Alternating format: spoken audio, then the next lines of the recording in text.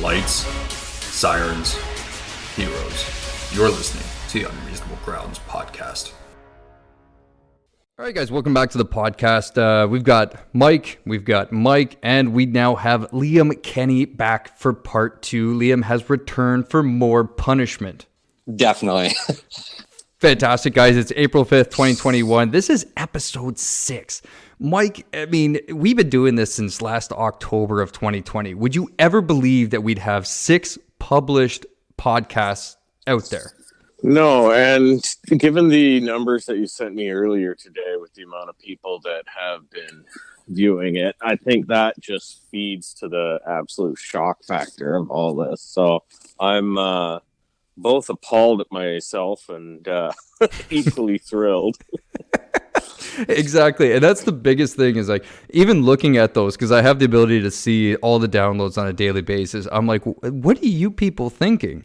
Like that's awesome. Thank you so much for downloading the podcast. And we'd love to welcome more people to it. And I think our Instagram presence and some of our other social media platforms are bringing more people into it. But I'm just still in shock because who the hell wants to listen to a couple of first responders joke around about cop movies? You know what? If they can put up with us making it up as we go along every time, this could actually really go the distance. It's now gone from a 100-meter sprint and possibly falling on my face before the line to maybe it might be a 5K. It's like trying for your first 5K and ending at the 3, right? So, guys, you're going to be regretting not having Band-Aids sometime along that run. Again, guys, thank you so much for coming back to the podcast. And like I said, this is part 2 of the interview with Liam Kenny. Liam, I just want to go over this again. So you right now are an actively serving Canadian Forces member, correct? Absolutely, yeah. I'm a military police officer in training. Right now, I'm finishing up a degree at Vancouver Island University and doing an internship with the RCMP, working with Mike. Dude, that's fantastic. And what rank are you right now? I'm an officer cadet. Sweet. Awesome. Well, Liam, thank you for your service, man. Thank you. Yeah, 100%. I've said it several times before. The same thing comes from me as well. I got to mirror that. So what we're going to do, guys, is I want to get into this. What do we always do when we get into this podcast? We break donut. It is the Unreasonable Grounds podcast tradition. We get into the donuts. So today is a special edition, I guess you would say. Yeah. Because Mike doesn't have a donut. So, it's not without any lack of effort. Definitely a copious amount of sleep deprivation. But I'm going to cheers in with some coffee right now. The fact that I had not one, but 2 slices of blackberry pie after dessert. So, I don't need a donut. You're just going to be all sugared up as well as and caffeinated here pretty soon, I imagine. Yeah. So to give you guys a kind of a brief thing. So when we start the podcast recording, we usually do a little bit of a shoot the breeze, kind of talk things out, kind of see how it's all going. A lot of the time you hear about people that do podcasting, they do that. They get into a nice little quiet room. They kind of have a couple of drinks flowing and they just kind of chill out, relax before they hit the record button. We can't do that. It's COVID. So guess what we do? We just heavily caffeinate ourselves and then fill ourselves with sugar. I think it's the best possible outcome on this one. The drinks might be nice too. Yeah. So today, yeah, exactly. Mikey's pointing. So again, because it is audio and we get to talk to each other face to face via FaceTime, Mikey's just pointing to a nice beer stein overflowing in the background. So, oh, and you got your kegerator there too. Yeah, that's the artwork above the kegerator. Fantastic. So today we have donuts. Mike, I had to go back to the little donuts. Oh, so before you bust into it, I don't want to spoil anything, but is it the new one? Yes. Oh. And it actually makes me kind of want to vomit right now. Oh. And this is early. I haven't even tried it. Anticipation? Or? I don't think I've ever been that excited about something that I wanted to throw up. But I mean, hey, usually it's like nervousness. But all right. So, yeah, it is. I don't know. I'm trying to do this for Mike and Liam's purposes, not for the audio, obviously. This thing's making my hand shake. It's so dense. It is the salted something or other butterscotch caramel. I don't know what the hell this thing is. It looked gross on the menu, but I was like, you know what? I wanted to have the Boston cream. I asked them if I could have the Boston cream. They're like, I'm sorry, we don't have any Boston creams. I'm like, what do you have? They're like, a fritter. I'm like, okay, hit me with a fritter. They said, we've got some maple one as well too. I'm like, okay, let's do that too. And they're like, we got our brand new one. I'm like, all right, let's give it a try. Upselling you. Yeah. Yeah, well, they're little donuts, and I'm expecting, in my head, traditionalist, Timbits. Yeah. Bite size. No, these Hey, things... that fritter that they did was half decent. So I've also got this, I'm like dropping like icing and shit everywhere. Just, oh man, it's brutal. Okay, so let's do this. Let's cheers. We're cheersing, we're breaking donut. Liam, what do you got? Tell me quick. I got a honey dip from Tim Hortons. Oh, yeah. I tried to go to Columbia Bakery and get the best donuts from Nanaimo, but they were closed today, unfortunately. Is it really the best sad. donuts in Nanaimo? 100%. They are quite good.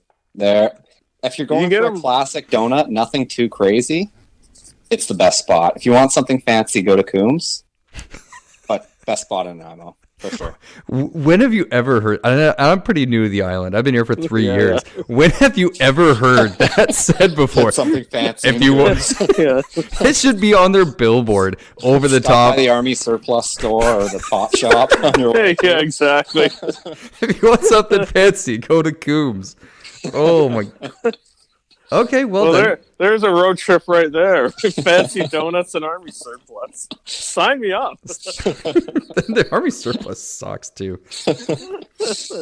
All right, so let's do it. Let's air cheers it, boys. Cheers. All right, we're doing this. Cheers. Okay. Oh God, I don't even want to do this. Like, Yes, you do. this is like, I recently had Yanni's, and Yanni's Oh, yeah, okay. You don't want to do that then. is like a meal, but it's so good. This thing's like make me salivate. Well, you bite into that. I'll give you guys a little review of the blackberry pie that I just finished eating, and one of the reasons why I don't have a donut right now. Homemade pie by the mother-in-law that is probably tastes the exact opposite of what Mike's eating right now, given the look on his face. It's so bad. It's so bad. I thought I had something clever to say, but your face, I think you just peeled off a layer of skin with that grimace. It's got Oh, like, what Ew. is that? Looks nasty. hey, you got a new thing running around your house right now. When was the last time you saw something that Yes. looked like that? A couple hours ago? Do I have I gotta go for a second bite. I got like none of this filling. It's just my mouth. I'm fighting it down. Now get some hand sanitizer and just. I'm not even playing it up because no one can see it. I'm You not know even what playing the it up. worst part about that is? You didn't eat the new one. No, that's just the regular maple caramel. Who puts maple caramel together? There's like apple caramel pie. There's like maple something or other pie. Maple Yeah. pecan. You don't put maple and caramel together. Very weird. Could be a Oh, Quebec God. thing. Okay, that's it. For the sake of just doing this, I'm gonna take a bite of the new one too.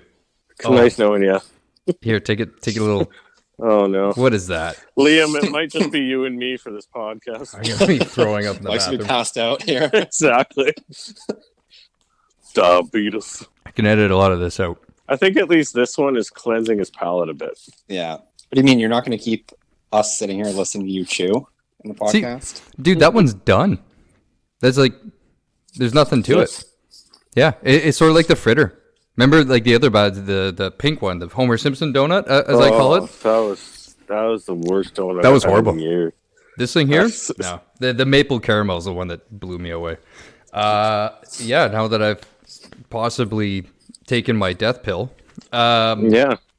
we're moving on. We got air cheers done. So, guys, moving on. Let's move into this. Liam, probably about 3 weeks ago, I asked you to go and check out 3 movies that you told me that you'd never seen before. And those 3 movies that I was absolutely shocked by, and I think I'm getting the exact same reaction from Mike as basically my reaction was when you first told me. You'd never seen Heat, You've never seen SWAT. Now, again, a lot of people are saying, well, SWAT, the TV show. No. The 2004 rendition, which is actually the LL Cool J, Samuel L. Jackson, the Farrell Meister, and Die Hard 3, which is Die Hard of the Vengeance, which I affectionately call DH3. Liam, again, for the people that are tuning into this one but didn't listen to the first one, what is your excuse? I don't know if I have an excuse. Poor upbringing, maybe. I think I'd take a stab at it here. Maybe with some of these I can say it was disappointing that I missed out on them as a youth, but one of them definitely I am not sad that I waited until now to watch. I'm gonna guess I probably know which one it is. Yeah, I think you know which one I'm talking about here. Yeah, I love the fact that you threw your parents underneath, like right under the bus.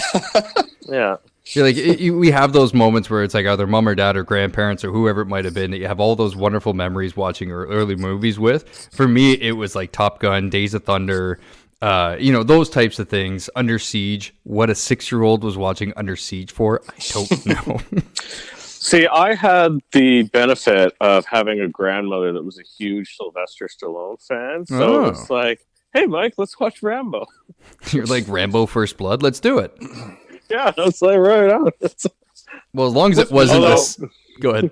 With me though, by the time I was at a movie watching age for these kind of films, none of these were out yet. Or sorry, these had all been out for like 10 years. They were getting to be old movies.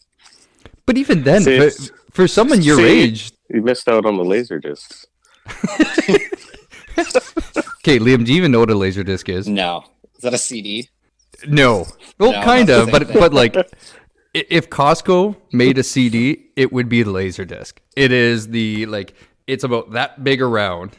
Okay. Maybe even a little bit more. It was the size of a record, a large record. Yeah, it's like a 18-inch CD. Never even heard of that before. But it was the one thing where if it's usually like an uncle had one. That uncle had a Laserdisc, and it wasn't like your parents or whatever. It was always an uncle that had one, and they would probably murder you if you even came like within 10 feet of the disc. Because it wasn't like the CDs and DVDs that we knew. It was literally the thinnest film on top, where if you scratched it, the whole thing was done. It was like $150 for one of those movies.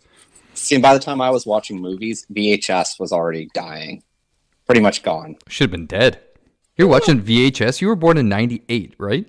99. I've seen some, like I had a good collection of VHS movies. So those were secondhand.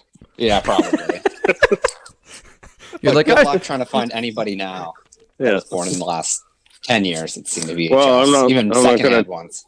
Yeah. I'm not going to tell you about my aunt's beta player then. Well, exactly. We used to have a beta player as well. It's like, oh yeah, you had those previously recorded versions of Star Wars, the original trilogy that were used to be on beta that were, recorded during Super Bowl night. Because you always had Star Wars on before the Super Bowl. So, hey, I remember when I got Braveheart on VHS, it was on two separate tapes because it couldn't fit onto one. Absolutely. And then when they came out with Star Wars, the new remastered versions with the Darth Vader helmet collection. Yeah. Oh, yeah. I remember those. This is a solid VHS collection. Now, we're going to dive right into it, Liam. Obviously, you said Generation Z guy, getting into these types of movies. We watched the trailers, and generally you were interested in seeing what they were all about. But tell me a little bit. Let's go to Heat, and let's start with Heat. So I'm going to break this down. I'm going to ask you a couple different things. First thing I want to know is your favorite scene in the movie. 100% the favorite scene was the shootout. It was the coolest scene there was. I really appreciated it. Where, what was his name? At the very end of the shootout scene there, where he grabbed the kid as a body shield. Tom Sizemore's character. Yeah, and got sniped. Yeah. That was pretty cool. Like that. I appreciated the realism in the shootout scene. It was definitely well done and better than pretty much any movie I've seen. Yeah, no, I think you nailed it right there. It was actually kind of recognized at the time within Hollywood as one of the first Hollywood realistic shootouts. The fact that they actually made a big deal about the reloads and just, the kind of, it was a lot more visceral than before. One thing that I noticed about it was the sound.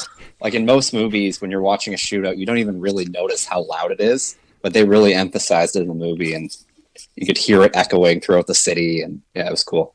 The best part of this podcasting is that I just got Mike's cat making noise on the mic. The way he was coming to sit down, I was worried he was going to stick his ass in the camera. So I'm like sliding the iPad over. But Liam, I absolutely agree with you. They really did punch that one out when it came to the shootout, especially the audio that came out of that. We talked a little bit about it, Mikey and I, you and me. We've talked about it. The fact that the reloads were insane. Right? I mean, we talk about the reloads. We talk about the different guns that were actually involved in the different rifles, the carbines that were involved. A lot of fully auto action going on with the big Duramax double stack drum on it. Yeah, it's just it was absolutely insane when it comes to that portion of the movie. But I'll be honest with you. I mean, I'll let you go on. But who's your favorite character? I don't know if I can really name one. Personally, I was bored in this movie. I struggled to pay attention enough to catch a favorite character. Pacino had some pretty good one-liners in the movie that I appreciated, which made up for it a bit. But yeah, generally speaking, you just gotta stay awake until the shootout, though. Exactly. And that's what I was saying to Mike earlier. Is I literally got a pillow and I put it down on the couch and I fell asleep until the actual shooting took place, the actual shootout, because otherwise it was completely boring. I got nothing out of it. Parts. If you're looking at a purely cinematic piece of art, I guess you would say, because there's a lot of people. I mean, I work with a couple of people that are huge movie buffs, and they absolutely love the art behind it. Okay, it's pretty good. And what was it, 93, 94, something like that? 95. 90, yeah. Yeah, so for 95, you're looking almost the exact same year that Die Hard 3 was put out. So you're looking at a couple of different things going on. You're taking a look at the setting. Obviously, it was LAPD.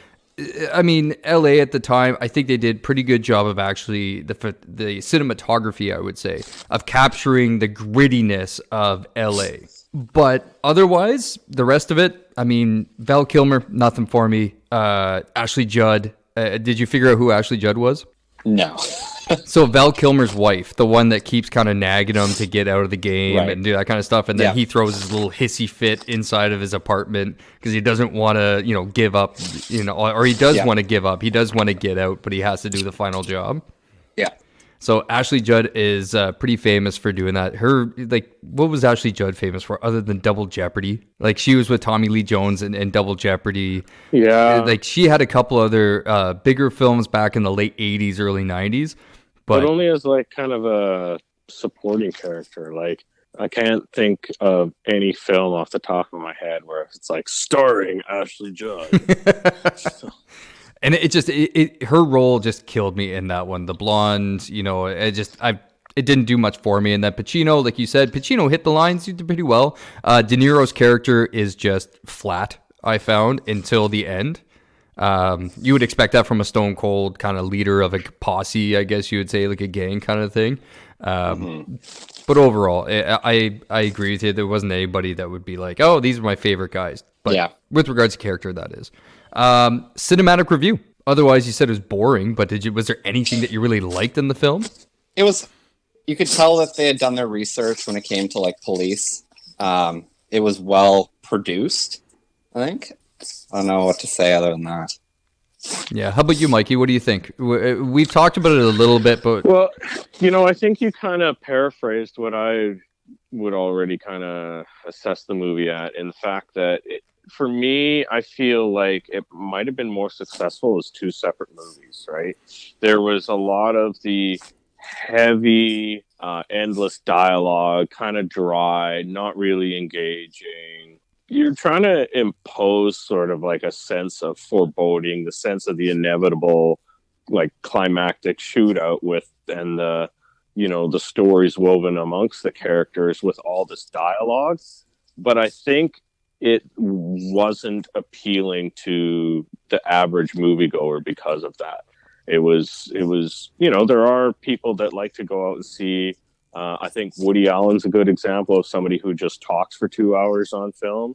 Great. If that's what you want to go see, do it. And the dialogue part of Heat will probably appeal to you. I think they probably could have succeeded with the movie a lot more in trying to imply more of the stories, or even just dumping some of the side stories a little bit and focusing a little bit more on a bit of a raw Hollywood cinematic delivery. And I think the fact that they were so groundbreaking for the era when it comes to a visceral, realistic shootout, I think if they had just stayed on that path for the rest of the movie and focused on that, it would have been so much more of a reward to, cinematic masterpieces as a whole. Yeah, because they had action movies in that time. I mean, it wasn't necessarily an action movie. It was more of a drama that had a crap ton of action in the end. But yeah. I absolutely agree with you, because they could have went and taken a look at what are some of the films that were around that same era in that time. You had Terminator 2 that came out around the same time. You had Demolition Man that also came around a little bit earlier to that.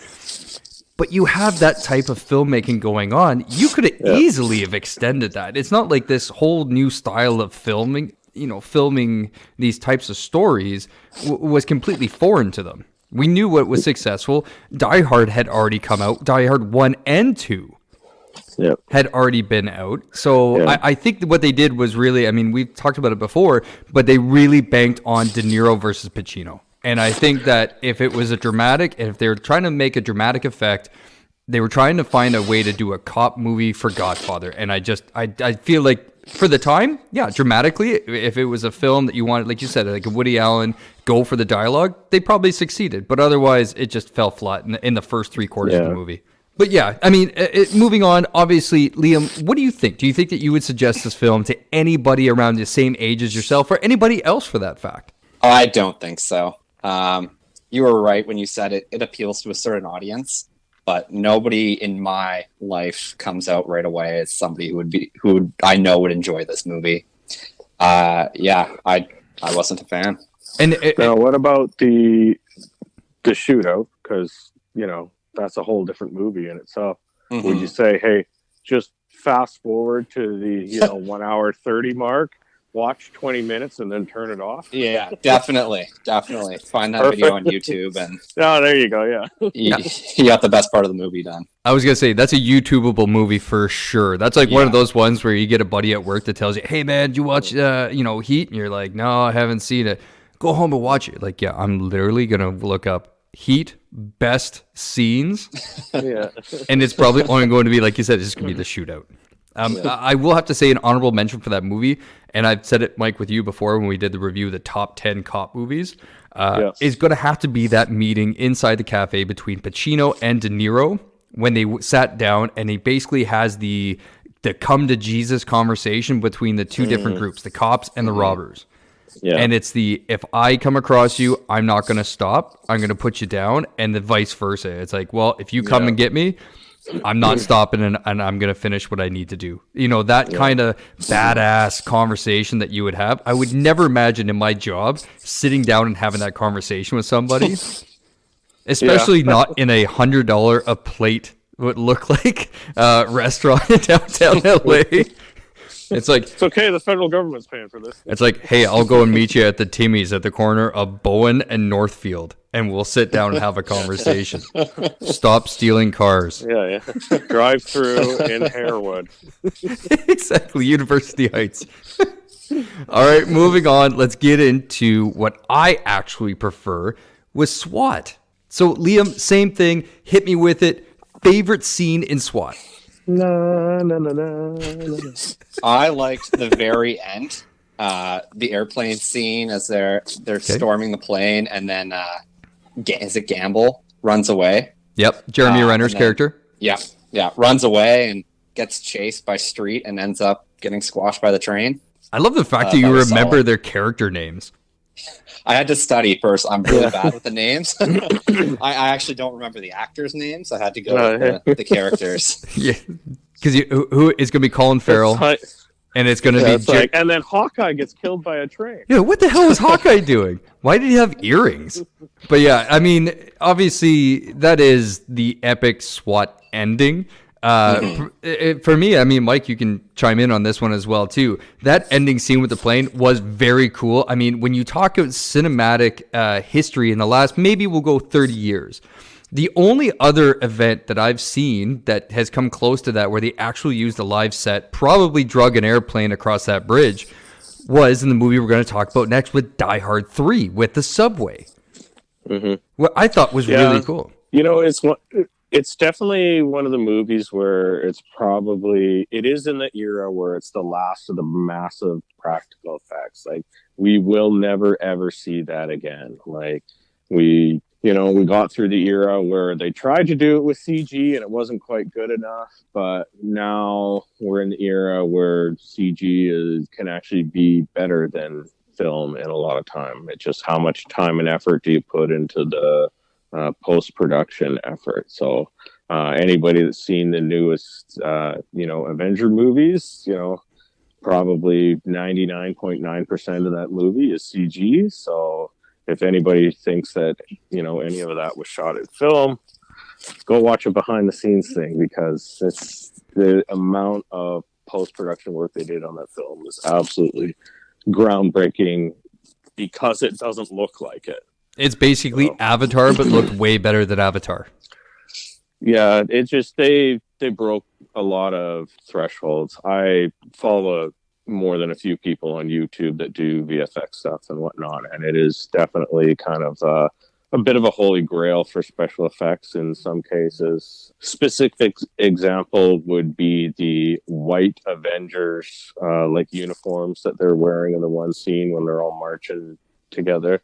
Those uniforms never existed. That's all CG, right? So, and then when you think about a movie like SWAT, and and there was no CG there at all. You might have a bit of a backdrop on one or two of the scenes with the bridge. You might have, but no, sorry, tweaking a bit of an explosion or something like that. But the vast amount of stuff that we saw in SWAT, I think one of the reasons why it does hit so hard with the viewer is because there is that raw visceralness of the realness, right? Like it's got an element of real to it that, there's part of it you could say was kind of over the top, but the way it was delivered, it still kind of panned out. You're like, okay, this is pushing reality to, its extent, but there is an element of, hey, this could happen.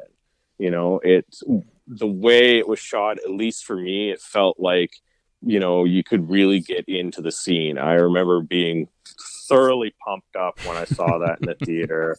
And yeah, it was a good one. And so in other words, it wasn't a Michael Bay movie.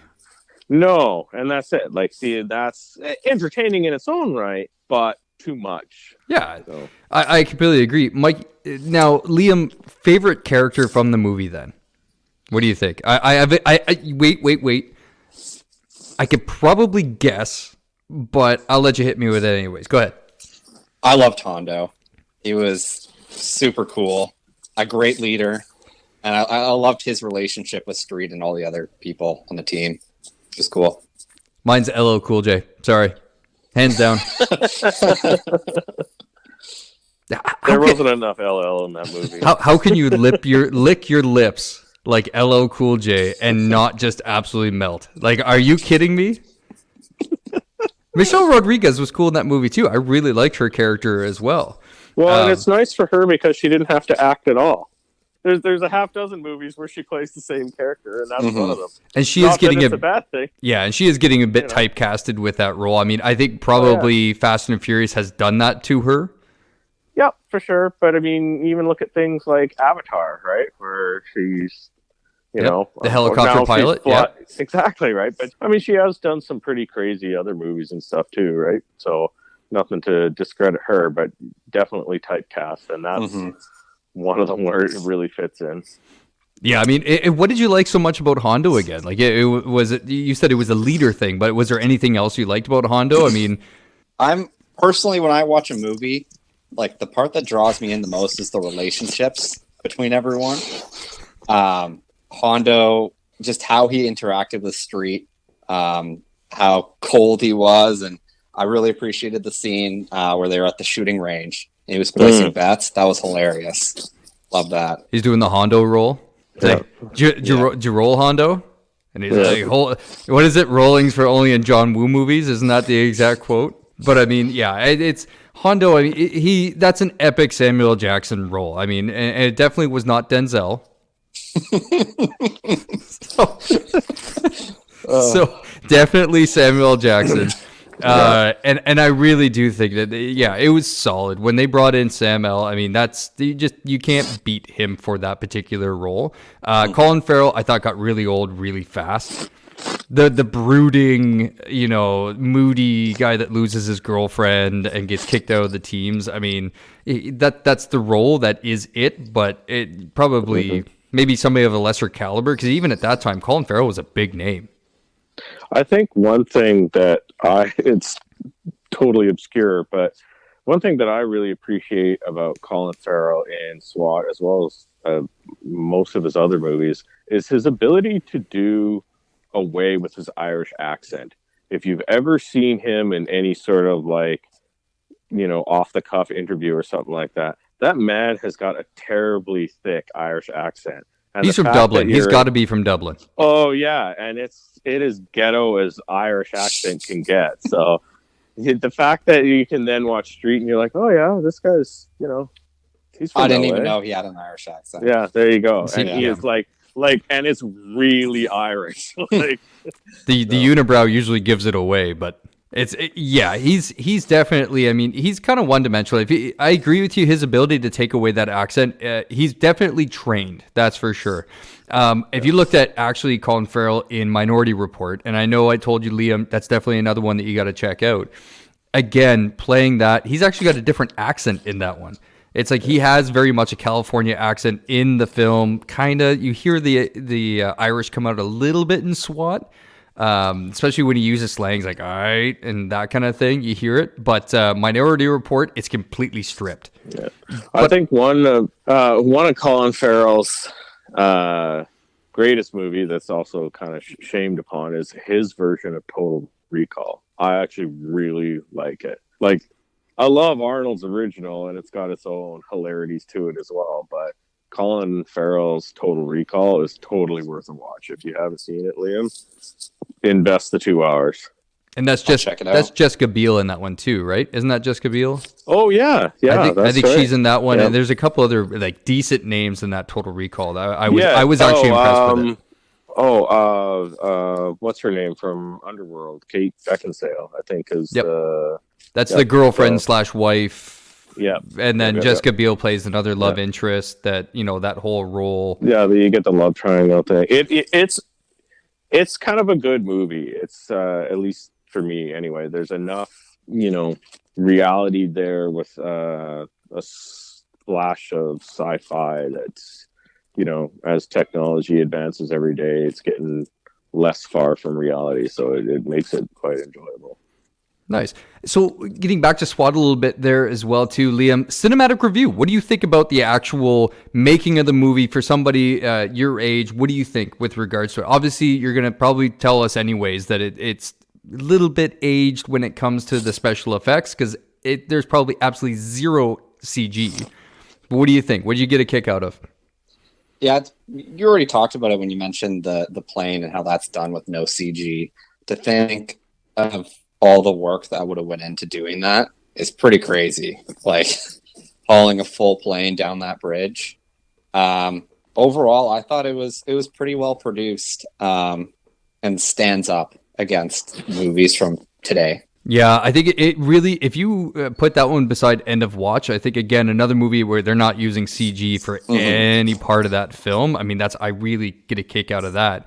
I think it really stands up, like you said. I'm kind of curious, and Mike, you can probably weigh in on this one as well, too. Had you ever heard of the Hollywood, or I think it's West Hollywood Shootout? Had you ever heard of that before? No, I hadn't. Okay, so in the beginning of the film, that's actually what they're trying to portray, is their own rendition or own version of the West Hollywood shootout that occurred. And this was really, it was wild for, what was that, 91? I think it's 91, 92 was the shootout there. Yeah, that sounds about right. So it's pretty much a pivotal point in history for law enforcement, especially in North America. And I would say, in all honesty, for professional interest as well, it's worth spending, a little bit of time, even if it's just on Wikipedia, learning something about it, because what happened as a result of that, and in the years that followed, and how, policing, especially in LA, evolved, but also affected all across the world, especially in North America. It was a game changer. Yeah, mandatory SBA. So when you start talking about body armor, you start talking about the use of carbines and bringing in carbines, the advancements in SWAT. That, and that's kind of the reason why they made the film, is because that and portrayed that at the beginning, because that must have been a pivotal moment. I mean, obviously, I'm not talking out of turn for anybody that's with LAPD, or God, you imagine if anybody in LAPD ever listened to this podcast. But if anybody actually was around that time, that's probably something that really came up. So at the beginning of the movie, where you actually see the bank robbery, that is it. That is what took place. There was a bank robbery. I believe, again, I might be murdering it, but it was in Hollywood. But I can't remember if it was East or West Hollywood. And the guys went in head to toe, full armor, and just went for it. And then there was a nasty shootout that took place during that, where they came out and literally sprayed the entire place. But it was one of the few where they actually had what you see now. If you go on KTLA, you can actually watch the television stations from LA, where they do the pursuits, where it's like literally a helicopter. They have like 3 or 4 helicopters up all day long, and they know they're going to see a pursuit take place in LA like every morning. And in this particular case, in this event that took place, this scenario was that they had those choppers overhead and got literal footage of all of it. Yep.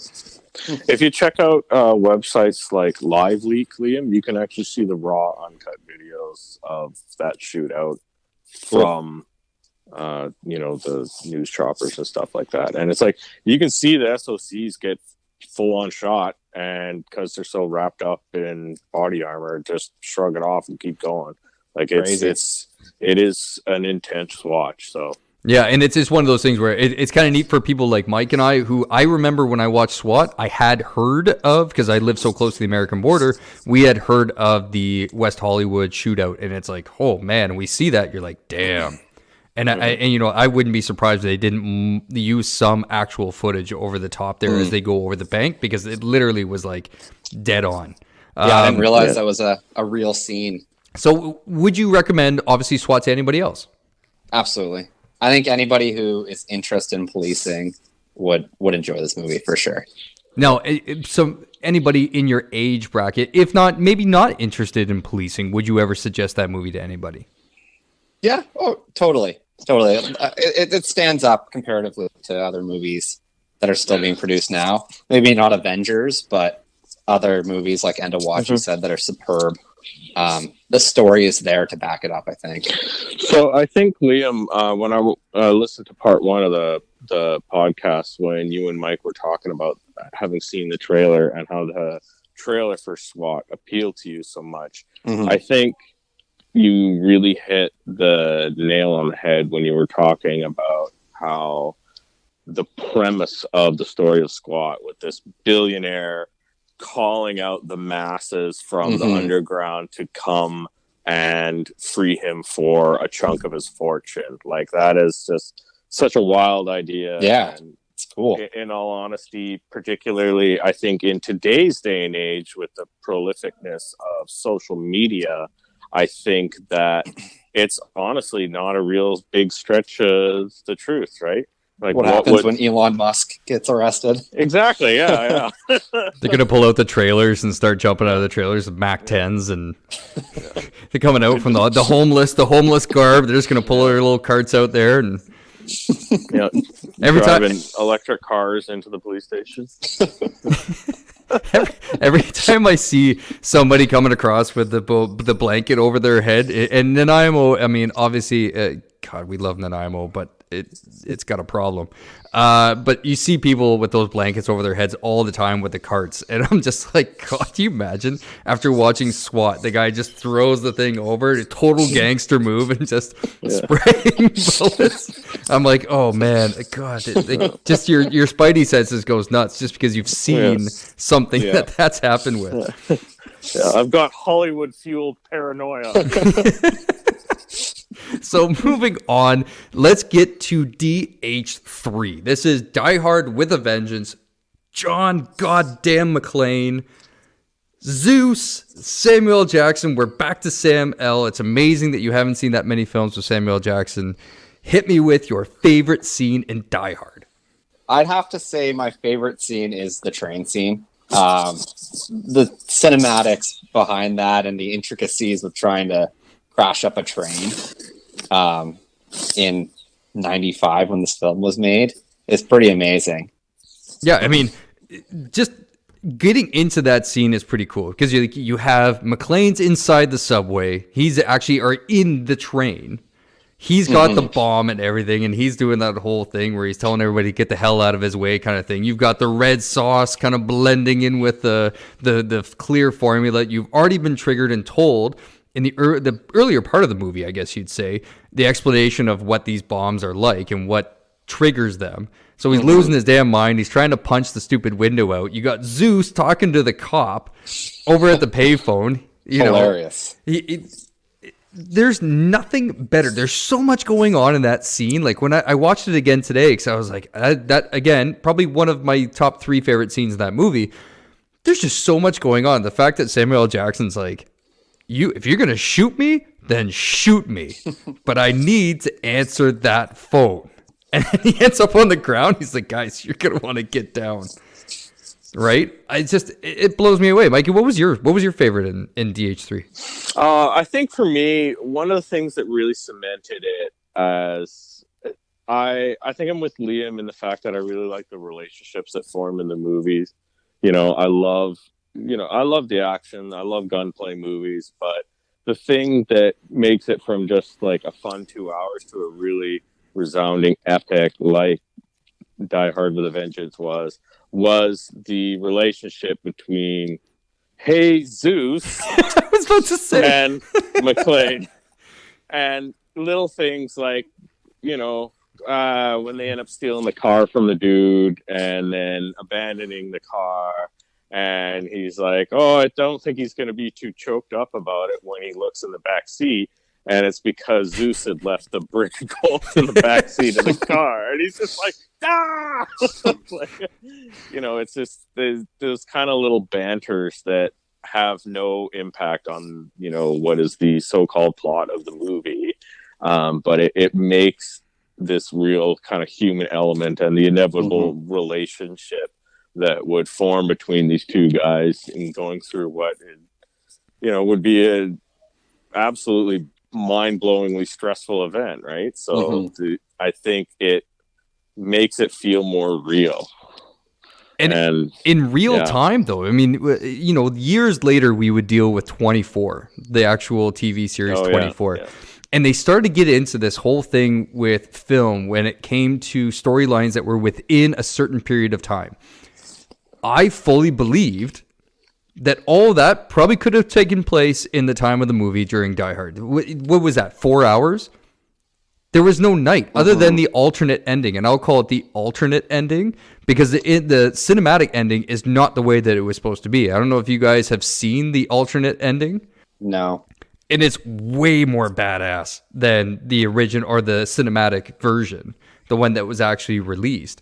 But so yeah, when we're talking about the amount of time, yeah, it definitely seems like it could have been within that 2.5 hours taking place. Like maybe it extended to 4 or 5, maybe 6 hours, but it probably took place during that time. Yeah.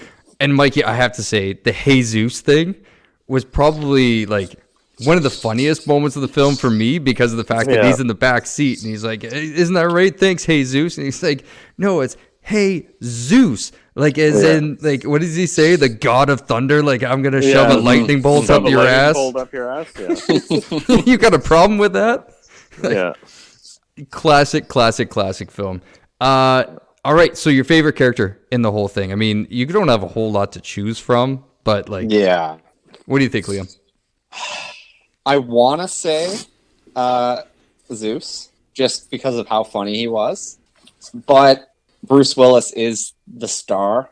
I think I'm still leaning towards Zeus.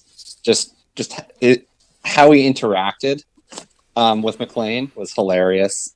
I love the Jesus scene. He was just a good comedic relief.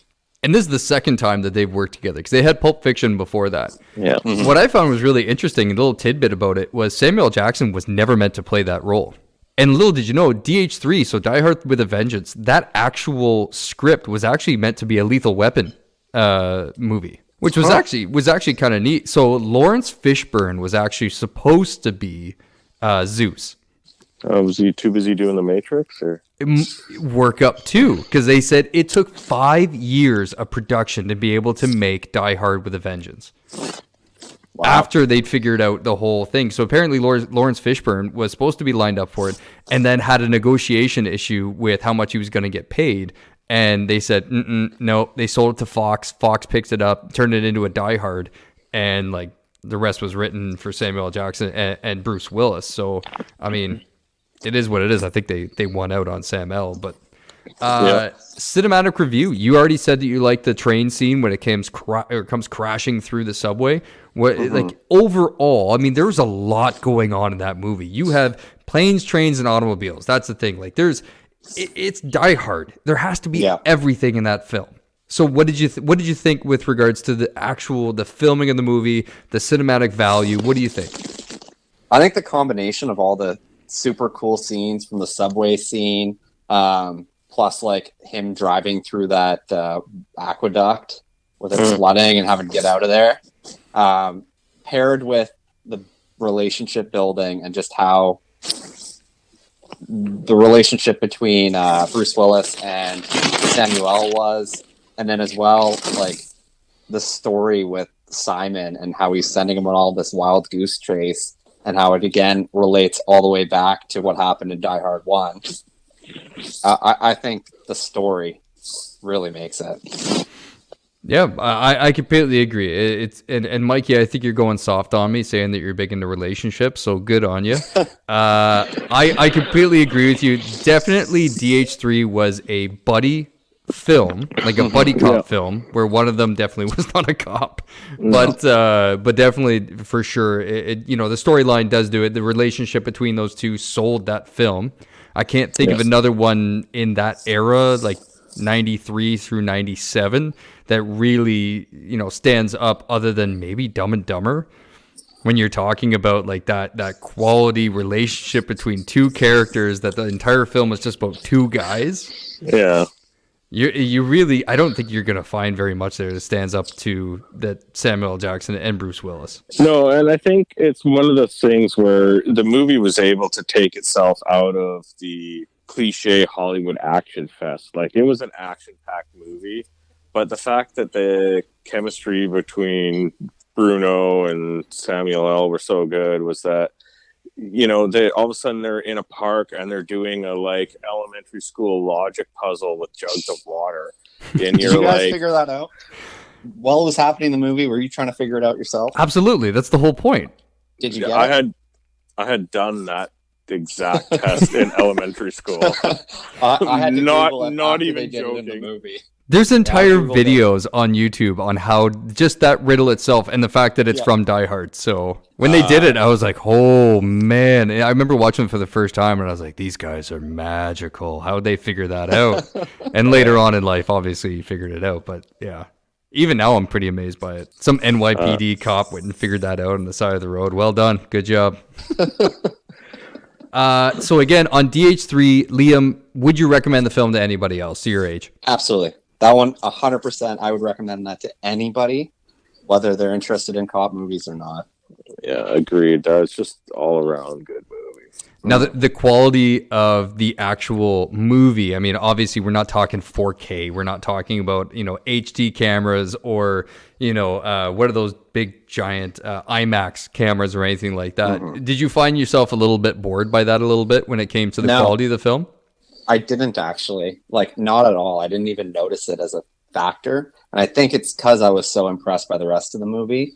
There's definitely films, like I noticed it in Heat, the fact that it wasn't up to the same standard production-wise as it would be now, but I didn't notice it in Die Hard.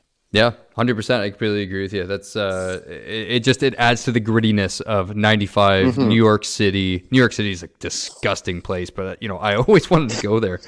But just what Hollywood makes it out to be. So, and especially it being NYPD, who's probably got one of the biggest reputations for being gritty, especially with that New York, Brooklyn, Harlem kind of, feeling that you get from the movie. So, guys, based on that, Liam, you have now watched 3 of the most probably influential police movies over the last 25, 30 years. So overall, you said, what was your favorite film out of these 3? Die Hard, 100%. That one was an easy choice. I gave them all 3 a ranking. I'll go from best to worst. Die Hard, I rated 9 out of 10. Yeah, that's SWAT, 8 out of 10. And then Heat got a measly 6 out of 10. You gave way more than I did. Oh, Mikey, we talked about this when I was like, Heat's like a 4 to me. It got 4 points just for the shootout. So yeah. Well, and that's it, right? So 9 out of 10. It's 2 movies. Exactly. 9 out of 10 for DH3, 8 out of 10 for SWAT, and 6 out of 10 for Heat. Liam, dude, thank you so much for coming on the podcast, man. I really appreciate you coming on. Mike and I are very appreciative. Everybody at the team, thank you so much for coming out. I wish you the best of luck, especially with schooling, what you're going through. And as well, thank you so much for your service with regards to the Canadian Forces. I'm sure you're going to have a very lengthy career going forward. I wish you all the best. Guys, thank you very much for tuning in. Again, this is episode 6 of the Unreasonable Grounds podcast. Do us a favor, check out the website, www.theunreasonablegroundspodcast. Check out the Instagram page at Unreasonable Grounds Podcast. As well, check us out on Spotify, iHeartRadio app, as well as Google Podcasts. And we'll see you guys soon.